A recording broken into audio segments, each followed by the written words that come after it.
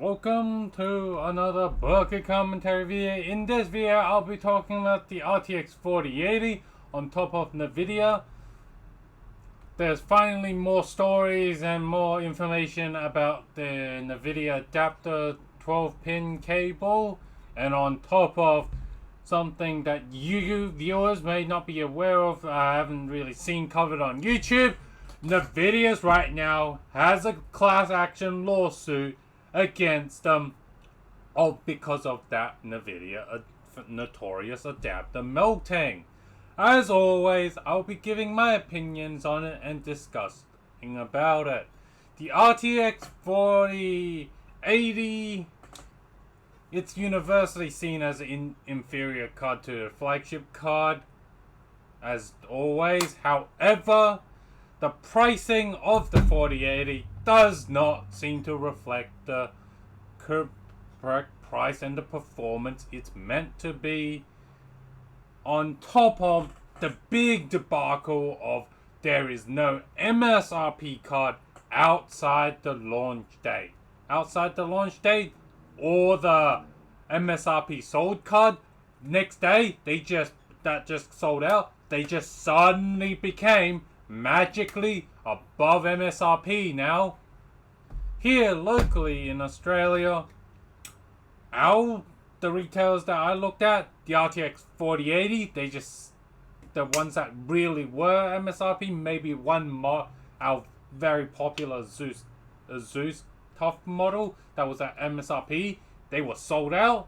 But all the OC and all other brand card, they all just sat there on shelf day one. But here's the interesting what happened with when the 4080 came out. In Australia, again, all the 4090 just suddenly disappeared off of the shelf. A lot of 4090s were being like out of stock. I think people saw I'm getting not a lot of saving for buying the lower end 4080. We might as well go all out on the RTX 4090. For those people who don't know, in Australia, our 4080 were basically 2,200, and the majority of the 4080 cards were basically 2,400, 500, and 600, which is as much as which is basically like $100, $200 away from a full-on 4090, which is if you were given the choice of, hey, you can throw $100, $200 more, you get 70% more performance, I'm pretty sure most people that are buying 2,000 Australian dollar, or in the United States, the 1,200 something dollars, you are going to be like, yeah, I'm just going to pay extra $100, $200 for the 70% more performance. You are insane if you don't do that. And if you are one of those people who's like, oh, $100,200 is the cap, I don't think the RTX 4080 is for you. What I think the RTX 4080 is, it's an RTX 3080 Ti replacement. That Nvidia's like, this is a 4080, it's for the 3080 buyer. But they lowered the number. Instead of selling you a 4080 Ti for 1,200, they selling you the 4080. And for those Nvidia card buyers, you're going to be buying one tier lower if you really are that price category. Because if you're a 4080 if you were a 3080 buyer, guess what's going to happen to you? You are going to be buying the RTX 4070 now. What? You are an RTX 3070 buyer?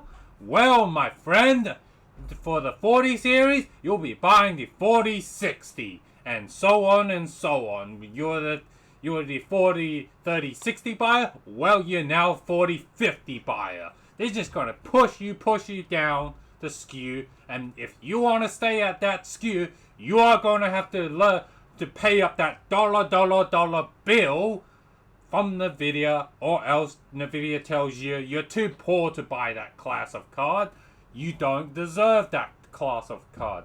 Overall, this RTX 4080 is killed by bad naming, bad price, and launching at the wrong time and the wrong situation. Now, on to what I think hasn't been really covered in depth a lot, hasn't been covered on YouTube, is the Nvidia adapter class action lawsuit. I first saw this on Tom's Hardware, where they reported this. What do I think of this? Nothing really major is gonna happen, but surprise, surprise, Nvidia is other than will force Nvidia to do a pub PR statement about this. What I think will happen is they're just basically gonna be forced to give out all user placement for the cable, and if the user's card got damaged, they're gonna have to send out replacement card. So likely this is only really going to affect the people that are aware of it, or the people that are actually got their card destroyed, or they got a burned card and just want a new card. Is this gonna really affect Nvidia? No, they have plenty of fucking profit margin in the RTX 40 series, and they can clearly afford this with the new RTX 40 series card. Now, on to the final topic, which is Gamers Nexus has actually done an in-depth review on the Nvidia 12-pin or PCIe 5 or ATX 3.0 cable, on in what condition, how and why it melts. He has done excellent investigation. They have kind TLDR of it. They kind of narrowed down what both and what Nvidia and their manufacturer has done wrong, as well as, the AIB themselves, what they done wrong, as well as they have pointed out what potentially user issue that could cause this Nvidia 12-pin ATX 3.0 PCIe 5.0 to melt down.